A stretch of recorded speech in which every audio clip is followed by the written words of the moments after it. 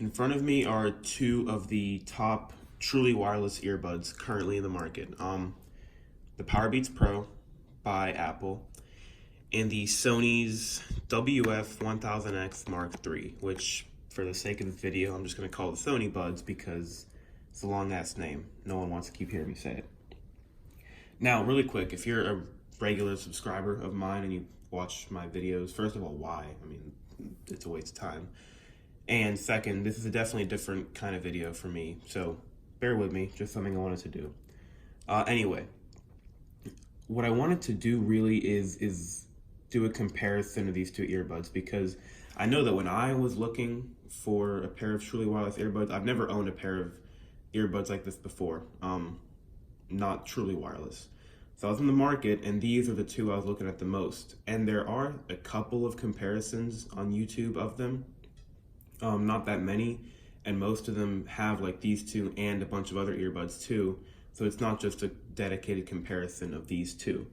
And I know Pete, like I wasn't the only one looking for comparisons. I mean, I saw other people looking for them too. So I figure, you know what, since I have both, I'm about to go, we're literally right after Best Buy, right after this video, I'm about to go to Best Buy and return one of these. But I figured before, may as well just do a comparison. This is not a review. This is not a review of these headphones, it's just a comparison of these two, which one I like better. If you want a full, thorough, detailed review, check out other people's videos that are way more professional and talented than mine. Anyway, let's start. So these are the boxes that you get both of these headphones in. The Powerbeats is like a small, almost square, actually I think it is square, box. It's a nice presentation. It's a smaller case for Beats. Beats usually likes to go big with their presentation. But you know, it's nice, black and sleek.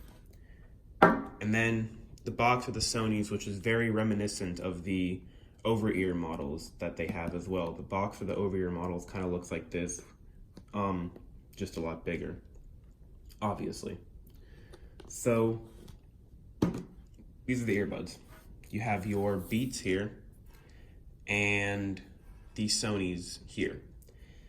Right off the bat, you'll notice that both of these cases are fairly big. But the Beats is way bigger. And ultimately, the Beats case is one of the things I grew to really dislike on these. These will not go in a pocket. I mean, like a gym shorts or something, maybe. But you want to put these in the pocket of your jeans, forget about it. It's a pretty big case. Now, it's not like this case is small. This one's kind of big too, but you see the difference is it's like slimmer. Not by that much, but it's slim enough to where they'll slide nicely in a pocket. And it's not an awkward size. Like this is like, it's just kind of an awkward size and shape for the Beats, if that makes sense. This one at least is slim, a bit lower profile. Now, before we get into talking about the actual, the sound quality and stuff, and the main driving factor of what helped my decision here, but these headphones both have probably among the best battery life for a pair of truly wireless earbuds in the market. The Beats have a 9-hour battery life, and the Sonys have 8 hours if you turn off the active noise canceling, and 6 hours if you do not. And either way, that's a pretty good battery life. And both of these cases offer, I believe, an extra 3 charges. Now, they both feature fast charge, where 5 minutes of charging the Beats gets you an hour and a half of playback, right? Let me see real quick on the box. Okay, it doesn't say on the box, but I believe that's right. And I'm pretty sure it's like that with the Sonys as well. Oh no, Sonys is 10 minutes of charge gets you an hour and a half playback. Either way, fast charge is featured on both of these, which is nice because, you're in a pinch, you want to listen to music, but you can't, plug anything in real quick, pop these in the case, 5 minutes. Granted that the case is not dead as well, but it's an option to have, and it's nice. And so I mentioned active noise canceling because these are active noise canceling earbuds. These have no noise canceling whatsoever, not even really good isolation because the way they're designed, which I'll get into later. But it's worth mentioning that these do have active noise canceling, and it's pretty good. Maybe it's because I have the over-ear models of these Sony earbuds, so maybe it's because I'm spoiled with how excellent the noise canceling on those are. But I didn't find the noise canceling on here to be that drastic. It's definitely there, you know, when you put the headphones in, you can definitely tell that they're noise canceling, but it's not as powerful as the over-ear model, which is to be expected. You know, I mean, earbuds versus over-ears, it's over-ears are usually going to come out on top. So let's start going over the physical features and how these headphones are designed and basically what they're used for, because these are two very different pairs of earbuds, right? So you open the Beats case, and this is why the case is so big. You know, the Beats have these ear hooks, and you can't really hide the ear hook. It's a sacrifice you make. For these ear hooks, you get a bigger case. So you see the Beats cradled in there. There's a single LED button here you can press to check the battery of the case. Flashes white, you know, it's good battery. Red, it's charging or it's dead battery. I wish that there was more than one light. You know, you hit the button and there's just one light, but you know, it is what it is. So the headphones themselves, they look, honestly, I like the design of these almost more than the Sonys, but after a few days, I kind of grew to like the Sonys more. These are an ear hook design. You know, these, once you put these over your ear, they are not going anywhere. You know, they're not falling out. No matter what you do, no matter how hard you try to make them fall out, they're not falling out. And I love that. I love the fit of these way better than the Sonys because it's just that extra peace of mind, especially with truly wireless earbuds, that once you put these in, they are staying put. They're not going anywhere. Another really cool thing that I like is each earbud has play. The Beats logo is a play and pause button, which is nice. It's a physical button, no touch controls, and there's also a volume rocker right here. You can use one of these earbuds at a time. You don't have to use both. Same with the Sonys. You can also listen to music with just one at a time. So no matter which one you're using, you have the option to play, pause, and adjust the volume. And then taking a look at these Sonys, which is honestly, in my opinion, a much better case. Not just the size, but this case looks a lot more classy. Oh, and it charges via USB Type-C, future-proofing their devices, while the Powerbeats charge with a lightning connector, which is really convenient, you know, for iPhone users like me, and the pairing process too. If you're familiar at all with the new chip, the H1 chip that Apple uses, you know, for the AirPods, for some of their other Beats, for these Beats now, you know, you pop these open, a little message displays on your phone, and you're good to go. You're connected. Anyway, taking a look at the Sonys, you pop the case open, and you're presented with the earbuds right here. I guess they're charging now. And take one of these out to show you. You can see the thing goes pretty deep into your ear canal. And I will admit, finding the right fit at first was kind of a challenge. I thought that they were just not fit me. But, you know, after playing around with different ear tips, different sizes, they come with a lot of different ear tips. I've ended up finding what was right, and they stay in now. You know, the fit is nowhere near as good as that on the Powerbeats, but the fit's good. It stays in there. I'm not too worried about it falling out unless I do some rigorous, you know, head shaking. And unlike the Beats where they have a button, these have a touchpad. You tap once to play and pause, tap twice. They have the track functionality, but the one thing they don't have is volume control, which I'll admit I was a little sad about that because now we got to take your phone out and increase and decrease the volume. But it's something I can live with. You know, I'm not changing the volume all the time on my phone, on my music. So I can live with it, and who knows, maybe we'll get a software update to add this functionality. But it's a nice presentation on the buds. So Another thing on here, the Beats, you can check the battery of the case, but these have no way to check the battery of the case, which I think is odd. This red light here just means it's charging the earbuds right now. So there's no way to check the battery of the case. You're just gonna have to memorize how many times you've plugged it in or something. But there it is. The Sony earbuds, because I'm not saying that name again. So we've talked about almost everything there is to compare between these two. Now, sound quality, which probably is the most important thing.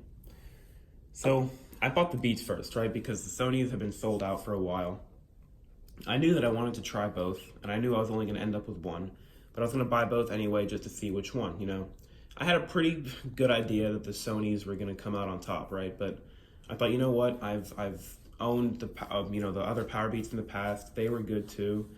So Powerbeats Pro, their problem might surprise me. And they did surprise me, because I bought these first.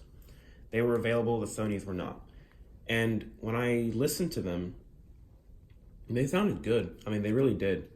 They still have the bass that Beats is known for, but the sound is also a lot more balanced, and it's more natural sounding than a lot of older pairs of Beats. When I put these in, I was surprised, pleasantly surprised. I thought they sounded near excellent, if you ask me.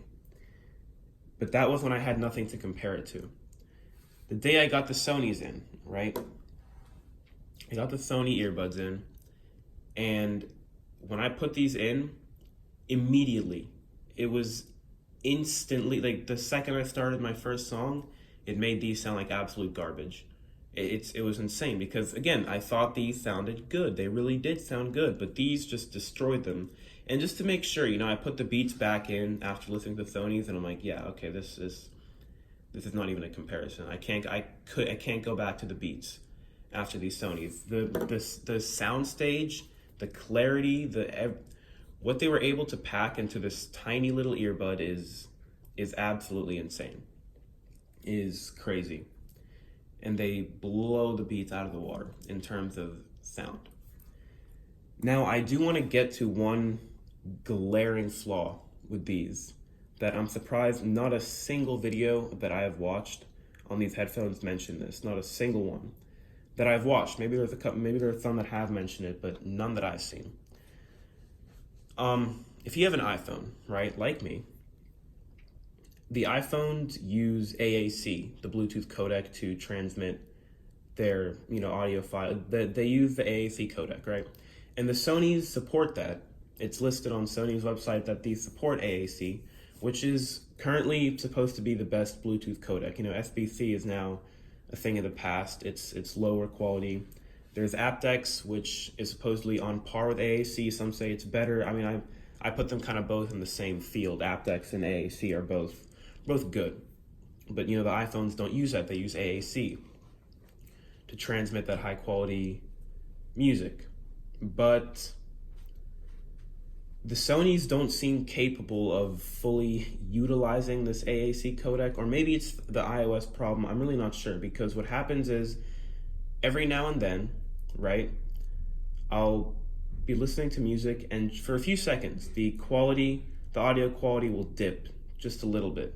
It'll sound almost like far away, but funny thing, even when the quality drops, it still sounds about better than the Beats, which I thought was kind of funny.